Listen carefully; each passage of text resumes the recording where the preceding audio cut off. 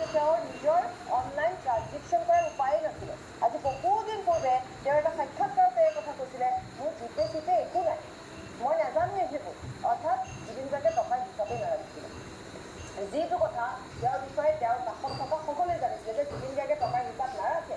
জুবিন গাৰ্গে যি টকা পায় সেয়া বিলাই দিয়ে। সেইবাবে জুবিন গাৰ্গৰ কোনো সম্পত্তি, ভাল সম্পত্তি এটা নাই। তেওঁ তেনেধৰণে এটা খেয়ালি মনৰ মানুহ, তেওঁ তেনেধৰণে তেওঁ জীয়াই থাকিছিলে। গতিকে জুবিন গাৰ্গে টকাৰ হিচাপ ৰখা নাছিলে। জুবিন গাৰ্গৰ টকাৰ হিচাপ ৰাখিবলৈ কৈছে আমি যে এটা কমাৰ্চিয়েল জীৱন আৰম্ভ কৰিব লগা হৈছিলে, আৰু সেই কমাৰ্চিয়েল জীৱনটোত বা সেই প্ৰফেচনেল জীৱনটোত মেনেজাৰ এজন আহি পৰিছিলে, আৰু সেই মেনেজাৰৰ হাতত তেওঁৰ হিচাপ নিকাচ থাকে, যিটো আচলতে প্ৰত্যেকগৰাকী চেলিব্ৰিটি থাকে।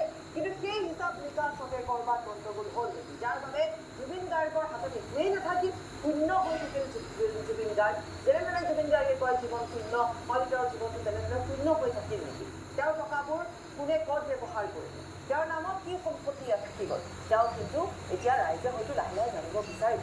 কিন্তু তাৰ বিপৰীতে সিদ্ধাৰ্থ শৰ্মাৰ সম্পত্তিৰ তালিকাও আমাৰ হাতত আছে, নথকা নহয়। গতিকে এই কথাবোৰৰ এতিয়া লাহে লাহে আমি কৈছে যে এই কথাবোৰ বিশেষ এই কথাবোৰে এতিয়া ছ'চিয়েল মিডিয়া লাহে লাহে যেন বিয়পি পৰিবলৈ আৰম্ভ কৰিছে। বহু আমি কৈছোঁ, আকৌ এবাৰ কৈছোঁ যে জুবিন গাৰ্গত বহুত মানুহ আছে। এনেকুৱা নহয় যে জুবিন গাৰ্গৰ অকল দুজন তিনিজন মানুহৰ মাজত থাকে। জুবিন গাৰ্গত বহুত মানুহ আছে, আৰু জুবিন গাৰ্গৰ কথা সকলো জানে, সকলো চিনি যায়। গতিকে জুবিন গাৰ্গৰ সেই কথা জনা মানুহসকলক ক'ৰবাত নহয় ক'ৰবাত আঁতৰাই পেলোৱা হ'ল নেকি, আৰু তাৰ পিছতে জুবিন গাৰ্গক এটা বেলেগ ধৰণে ব্যৱহাৰ কৰা হ'ল নেকি?